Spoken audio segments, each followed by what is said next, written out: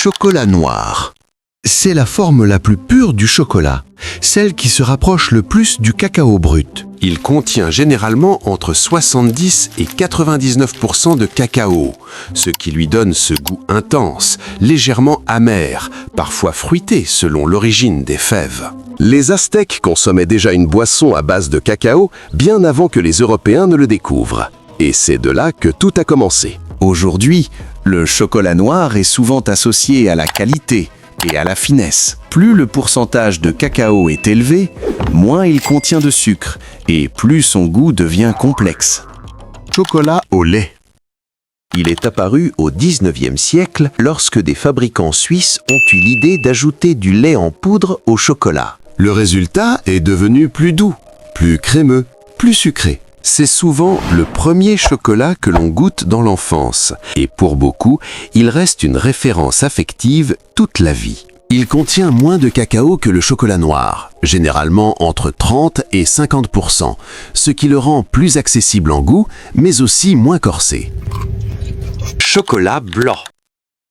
Techniquement, certains spécialistes refusent de l'appeler chocolat, et ils ont une raison valable. Il ne contient pas de pâte de cacao. Il est fabriqué uniquement avec du beurre de cacao, du sucre et du lait. C'est pourquoi il est d'une couleur ivoire et non brun. Son goût est très doux, presque lacté, avec une légère note de vanille. Il divise les amateurs de chocolat entre ceux qui l'adorent et ceux qui le rejettent complètement. Chocolat rubé.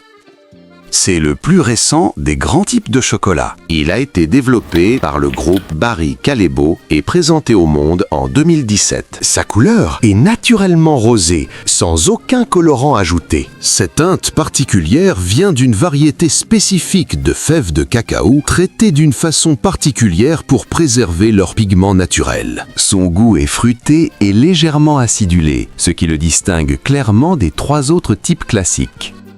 Chocolat cru. Il est fabriqué à partir de fèves de cacao qui n'ont jamais été torréfiées ou alors à des températures très basses pour ne pas altérer leurs propriétés naturelles. Ses défenseurs affirment qu'il conserve davantage d'antioxydants et de minéraux que le chocolat classique. Son goût est plus terreux, plus sauvage, parfois plus acide. Il est souvent vendu dans les magasins bio et s'adresse à ceux qui cherchent une version plus naturelle et moins transformée du chocolat. Chocolat de couverture. C'est le chocolat que l'on trouve rarement dans les rayons des supermarchés, mais que les professionnels utilisent constamment. Pâtissiers, chocolatiers et cuisiniers le préfèrent pour sa haute teneur en beurre de cacao, qui lui permet de fondre de façon très fluide et de se travailler facilement pour enrober, mouler ou décorer. La différence avec un chocolat ordinaire tient essentiellement à sa texture lorsqu'il est fondu, bien plus lisse et brillante. Il existe en version noire, lactée ou blanche. Chocolat de plantation. Comme le vin, avec ses terroirs, le chocolat peut porter l'identité d'un lieu précis. Ce type de chocolat est fabriqué à partir de fèves provenant d'une seule plantation, parfois même d'une seule récolte. Chaque origine donne un profil aromatique différent. Un chocolat de Madagascar sera fruité et légèrement acidulé. Un chocolat du Venezuela sera plus rond et boisé. C'est un monde de dégustation à part entière, que l'on appelle souvent le bean to bar. Chocolat fourré. C'est probablement la forme de chocolat la plus consommée dans le monde sous des centaines de versions différentes. Une coque de chocolat et à l'intérieur, une garniture qui peut être une ganache, une pralinée, une crème, une liqueur ou même une confiture. Les chocolatiers belges ont largement contribué à la popularisation de cette forme avec leurs pralines. Chaque pays a ses propres recettes, ses propres combinaisons et sa propre façon de déguster ce type de chocolat. Le chocolat de modélisation. On l'appelle aussi pâte à modeler en chocolat. Il est fabriqué en mélangeant du chocolat fondu avec du sirop de glucose, ce qui lui donne une texture souple et malléable, similaire à de la pâte à sucre. Il est utilisé presque exclusivement en décoration de pâtisserie, pour sculpter des fleurs, des figurines ou des ornements. Son goût reste celui du chocolat, mais son rôle est avant tout esthétique. Chocolat en poudre.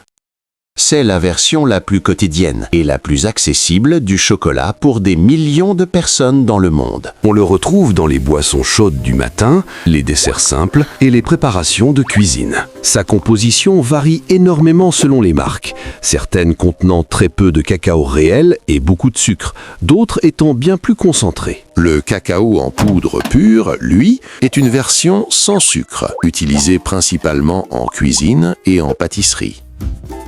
Chocolat sans sucre. Il existe pour répondre à des besoins précis, notamment pour les personnes diabétiques ou celles qui suivent un régime particulier. À la place du sucre classique, on utilise des édulcorants comme la stevia, l'érythritol ou le maltitol. Le résultat ressemble au chocolat traditionnel en apparence, mais le goût peut être légèrement différent selon l'édulcorant utilisé. Sa popularité a fortement augmenté avec la montée des régimes faibles en sucre comme le keto. Le chocolat aromatisé. Il s'agit d'un chocolat de base, noir, au lait ou blanc, auquel on ajoute des saveurs supplémentaires. Cela peut être de la fleur de sel, du piment, de la lavande, du café, de la noisette, de la framboise ou même du thé matcha. Cette catégorie est en constante expansion depuis quelques années, portée par l'envie des consommateurs de découvrir des associations nouvelles. Certaines combinaisons semblent surprenantes au premier regard, mais révèlent une vraie harmonie une fois en bouche. Chocolat chaud. C'est la boisson la plus réconfortante du monde quand il fait froid dehors. On fait fondre du chocolat ou on mélange de la poudre de cacao dans du lait bien chaud et on obtient une boisson douce et crémeuse que tout le monde adore. Avant, il y a très longtemps, les Aztèques buvaient déjà une boisson faite avec du cacao, mais elle était froide et pas sucrée du tout. C'est en Europe qu'on a eu l'idée de la chauffer et d'ajouter du sucre. Aujourd'hui, chaque pays a sa propre façon de le préparer. En France, on l'aime bien épais et crémeux. En Espagne, il est tellement épais qu'on peut presque le manger à la cuillère. Et dans beaucoup de pays, on ajoute de la chantilly par-dessus pour le rendre encore plus gourmand. Et voilà, tu sais maintenant qu'il existe plein de sortes de chocolats différents dans le monde. Du plus noir et intense au plus doux et crémeux. Chaque chocolat a sa propre histoire, son propre goût et sa propre façon d'être fabriqué. Et la prochaine fois que tu mangeras un carré de chocolat ou que tu boiras un chocolat chaud, tu sauras exactement ce qu'il y a dedans et d'où il vient.